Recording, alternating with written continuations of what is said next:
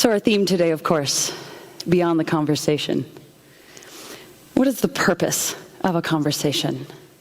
At a basic level, you're expressing something to someone. Go a little deeper, let go of your ego, and you start to communicate.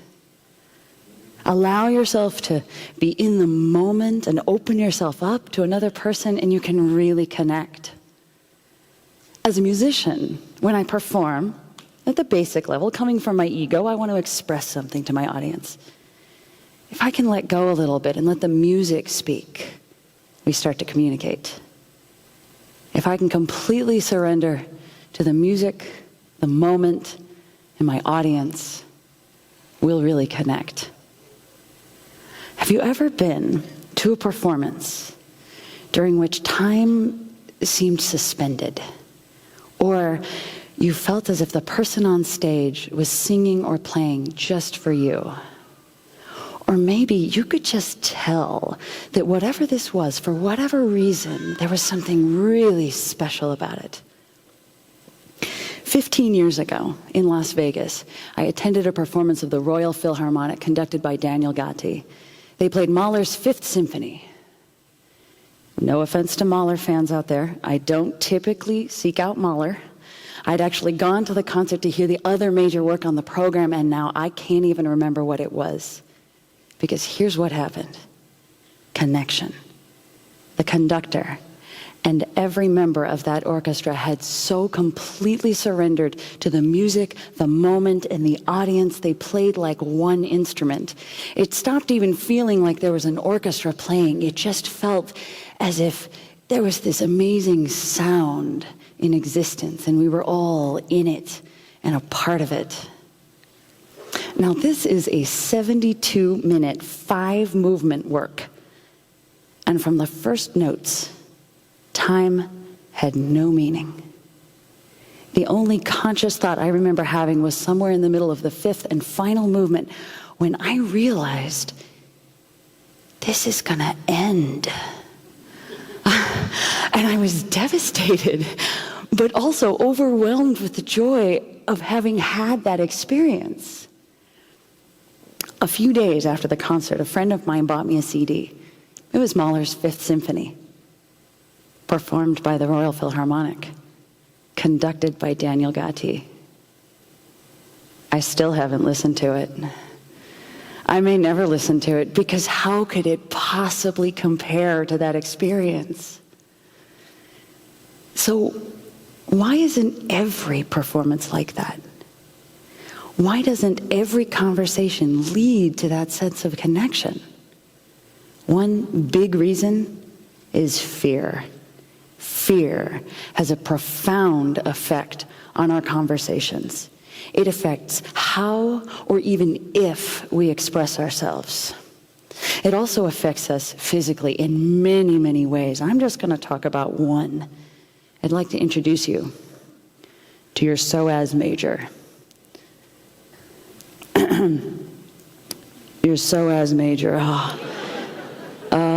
There it is. Or as I like to call it, the fear muscle. This muscle is a great example of how the conversations you have between your mind and your body affect the conversations you have with the world. Now, your psoas connects your lumbar spine to your femurs, your upper body to your lower body. Its basic job is hip flexion. On a deeper level, though, your psoas is connected to your survival instinct. This is the muscle of the startle response. So, for example, when you hear a sudden loud noise, one of the things that happens is that crouch. That's your psoas pulling you in, protecting your internal organs, getting you ready to run or fight. Now, this is a conversation that your brain has directly with your body. It bypasses conscious thought processes. It goes straight to the physical response. And if you've ever experienced this hijacking of the body, it's unforgettable. I was hiking one time in the desert, and I was watching the trail as I walked because lizards kept running across the sand. And so I'm walking around, it's like, oh, lizard, lizard, lizard, and I stepped down, rattle, boom! Suddenly, I'm 15 feet farther down the trail from where I started in about 2 steps. It's not till after I land and turn back in the direction that I came from that my conscious mind catches up and says, hey, is that a rattlesnake? Now, your conscious mind talks to your psoas along this same pathway. It's not the immediate fear of being bitten by a snake. It's fear of judgment, failure, the unpredictable, the unknown, but it's still fear. And your psoas reacts the same way by contracting just a little. And over time, enough of these conversations about fear will tighten down that muscle. And this causes lots of physical problems, lower back pain, hip issues, knee problems. But also, being closed off with fear in the center of your body keeps you from being able to completely express yourself. And if you can't express yourself, you can't communicate. And if you can't communicate, you can't connect. Now, luckily, your body can talk back to your mind. We can change these fearful conversations simply by being more aware of ourselves physically. It's something I've learned over and over again in my years of practicing and teaching yoga. And now it's time for a little experiment. Everyone who is able, please stand. Ooh. Oh, that sounded great. All right, so just take a moment and notice where you are in space. Where are your feet? Where are your hips? Where are your shoulders? Where's your head? Now, let your shoulders round forward, just a little. Let your ribs come a little closer to your hips. Let the back of your neck shorten into your shoulders. Now, say, I feel great. Now turn to somebody around you and say, you look great. All right, now stay there and say, I feel terrible. All right, tell somebody they look terrible. All right, shake it out, stay there, shake it out. All right, now, let your shoulders roll back and down. Let your sternum come up. Get some space between your ribs and your hips. Lengthen your neck. Let your head sit right on top of your spine. And now, say, I feel great. Yeah, now tell someone else they look great. Good, now stay there and say, I feel terrible. And tell somebody near you they look terrible. Well done, have a seat. And thank you for being the largest yoga class I've ever taught in my whole life. Now, thank you. Namaste. Now, you probably noticed a couple things in that experiment. First of all, it got the blood flowing. But you probably noticed you can use your body to tell your mind how you feel. It feels really silly to stand up tall and proud and bright and say, I feel terrible, because it's really hard to feel terrible when you're standing up tall and proud and bright. And we're going to come back to that because that's really important. But first, think about how your posture affected the way you received information. When you were slumped forward and somebody said, you look terrible, how easy was that to take it upon yourself? And when you were standing up tall and proud and bright and somebody said, you look terrible, how easy was it to brush that off?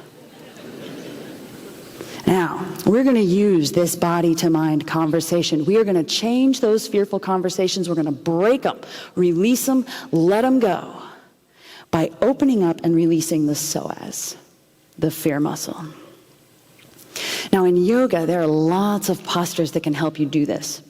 My favorite is Camel Pose, Ustrasana.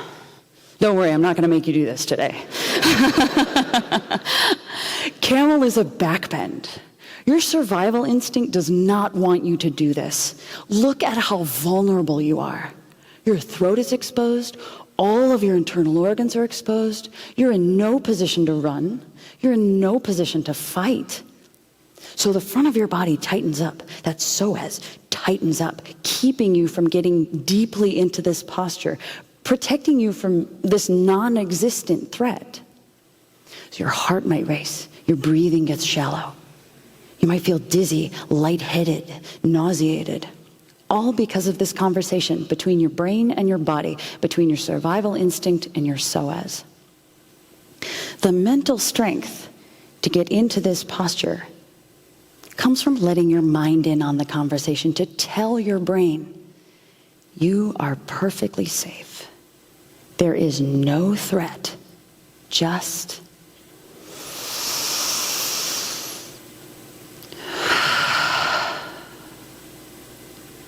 and it does take mental strength to do that, because those fear conversations are so well practiced. What if they don't like me? What if I screw up? What if all that hard work was for nothing? What if I'm not good enough?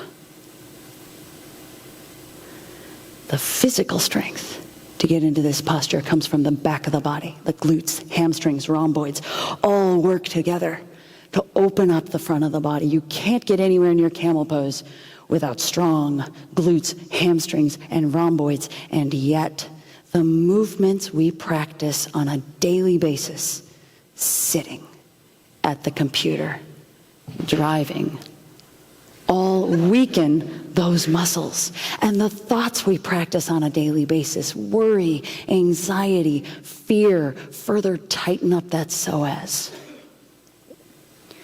To change this body-to-mind conversation can be as simple as getting up and walking around after you've been sitting for a while.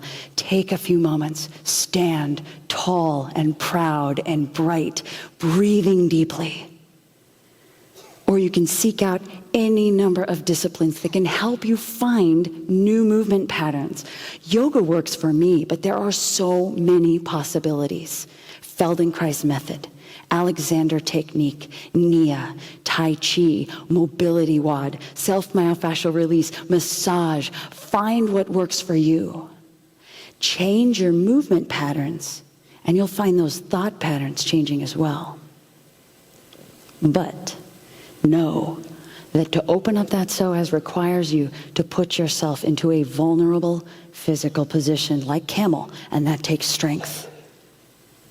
To express, communicate, and potentially connect requires you to let go of your ego, to let go of those comfortable, fear-based thought patterns, to open up and allow yourself to be vulnerable. Sure, it's scary, but do it. Put yourself out there. Find out how strong you really are. Let your body tell your mind how you feel. Go beyond this conversation. Change the conversations between your mind and your body, and you'll change the conversations you have with the rest of the world. Thank you.